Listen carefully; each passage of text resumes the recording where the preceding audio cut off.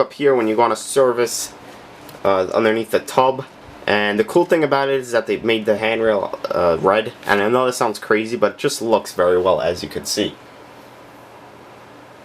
Now, coming to the back to the suspension, and I have to say, this is probably the best suspension I have on any model. And I say that because it just works so well. And I don't know if I have anything close by to show it, but this is probably going to work good enough. Now, if we look, this is maybe around 1/8 of an inch. And if we run over it, you can see each tire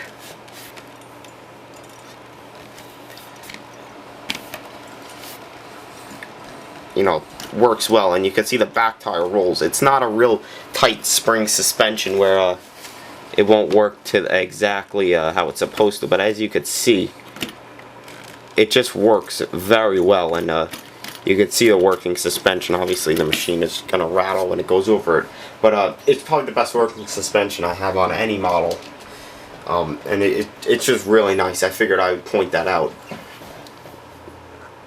Now I guess I'll open up the tub now, because I really don't know where else to go. I'm going in order here, but I'll have to raise up over here. So I'll actually show this first now. How this works is you just lift it up. You can see there's a locking mechanism over here, and then you spin it, and then it just lowers in over there. Now in the tub, you can see there's this header, and really nicely made. You can see the teeth on it. A lot of thought put into this model, and it spins as well, as you can see. Just really nice. I'll get to the rest of the tub once I finish opening it. So opening it, there's a maybe 4 or 5 stage cylinder, and on the inside you could see just a ton of detail, and especially on the drive shaft to the header, which is right here. I don't have the other one in it. It's actually below it. I still have to get it out of there. But they give you these little grates, and I guess it's almost like a screener, so nothing large goes under there, and they just slide in right there. And I guess, like I said, it's just so nothing large, so it chops it up to a certain piece. And you can see they're etched through, and I even believe that they are metal, which they are. And I guess Vermeer really likes to spend a lot of money on their promotional items, because as you can see, this thing is just built insanely good. And looking over here, you can see there's the hydraulic box right there, and all the lines lead out of it. Even the drive shaft coming from the engine to spin the header spins as well, and it's just crazy, as you can see. Now, another thing that it does is this will spin as well, which is pretty nuts, and just even the functions of the model is really cool. One thing that I want to point out is that it does have gears on the tub, but it's just a little rubber piece, like a gasket, and they don't really do anything, but they are there for show, and when you spin it, they do spin with it, so it does its job exactly what it's supposed to do. Coming to the rear and the conveyor,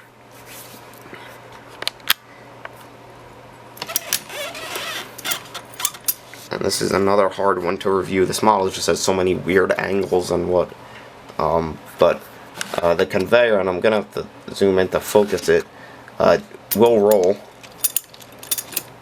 and it's easier just to roll like this for the review, but it will roll, and you could even hear the rollers. And it's very thin rubber, which I like a lot, because it will form to to whatever it's at. And if we look on the inside, there you can see the inside, and just really nice. The hydraulic cylinders, which will bring it in for transport and tilt it, actually have the hydraulic lines running up to them. And interestingly enough, it has this piece on the back, which maybe someone could explain it real simple to me.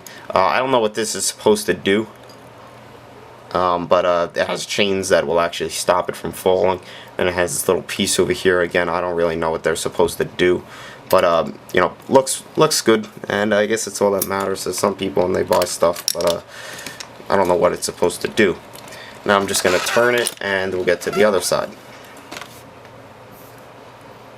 Now looking at this side,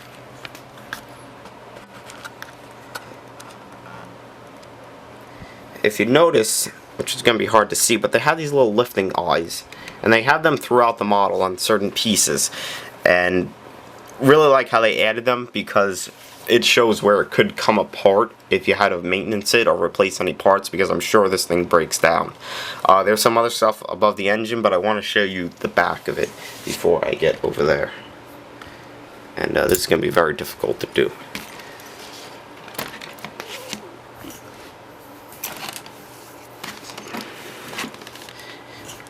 Now, looking at the back, there's a step right here that will actually fold down, and I always keep it up because I even forget it's there sometimes. But you can see you have all your lights in the back and the mud flaps, and if you look at the mud flaps, they're actually rubber, which is fantastic. And here you can see where the belt comes out, and this is how it lowers. So I figured I would just show that, and once again it has hydraulic lines running to those cylinders. Now I'll show you the right side, and after the right side, that's pretty much it for the review. So here's the right side. The boom will come up this far, and then that will come up that far, but that really doesn't matter. And it will stretch out to just about to the end of the tub. But regardless, another thing that it has, and I forgot to show this on the other side, are these hydraulic cylinders over here, and they actually will hold up the back axles. As you can see, that one's spinning freely with it level, but I never use those because I still forget that they're there sometimes. Coming over here, you can see once again TG7000 decals, really nice, really clear, and another opening door. If I can't get it open, I'm sorry, but it's, you know, it's pretty much the same thing as the other side, but I can't get it open. It's pretty much the same thing as the other side's door, as I showed earlier. And looking over here, you can see another door that opens over here, and it reveals the inside again. And like I said, nothing really crazy.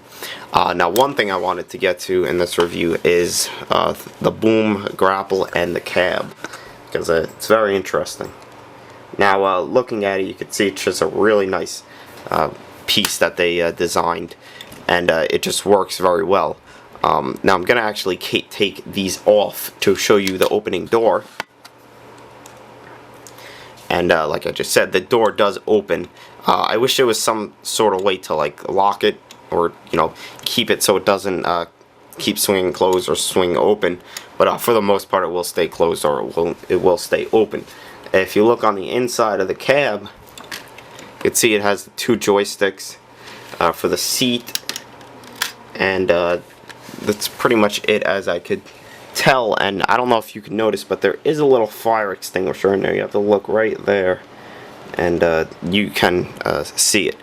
And it has a very nice cab guard over here. I believe that it is plastic, but as you can see, it's so thin you would expect it to be. Looking above, and this is the only way I'm going to be able to show this, and I'll probably show the rest of the review like this. You could see the catwalk up here and the stairs up here, and pretty much everything that leads up there is also etched out. TWH also gives you these railings, which go right there, and then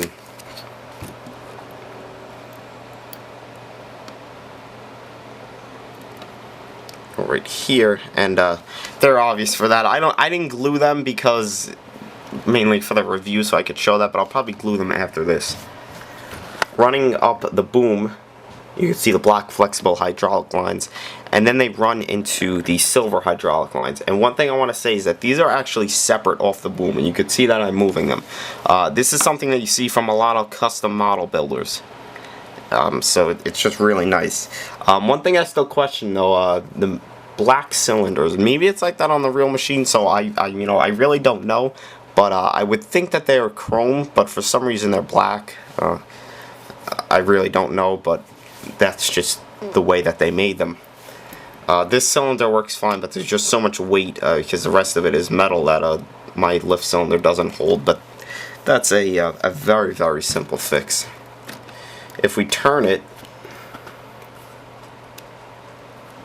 let's see how it works. So you fold the cab down, and it just pretty much folds down like that, and you can see the cylinder underneath that raises and lowers it.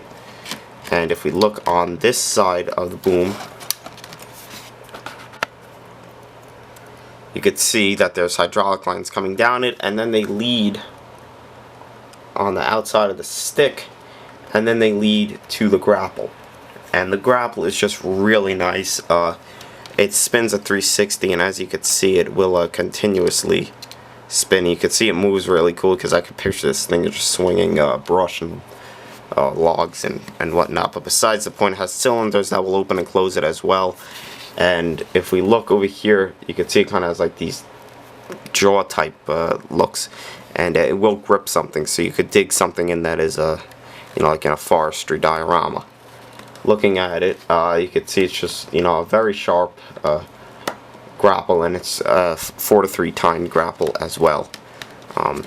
One improvement that you could do by yourself, though, is get some gloss black paint and paint these rivets, because they do look a little odd that they're not painted on there. Coming over here, you can see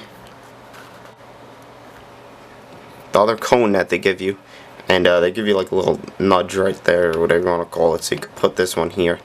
And then, which is crazy, they even give you a compressor. And you know, that's just pretty crazy how they do that. You don't really expect that on a 1/50th scale model, but I really like how they give you that compressor. It just, you know, it just looks really cool on it. And looking at the rest over here, you know, it just looks really detailed up here. So as you could tell from this review, it's, you know, really just an insane model, and to have it in your hands, it's 20 times better. And I know I said in the beginning of the review that it would be one part, but I had to make it 2 parts because it probably would have took 2 to 3 days to upload on my internet connection, because it's in 720p high definition and whatnot. But besides the point, it retails for around $269. I guess you could say like $240 to $269.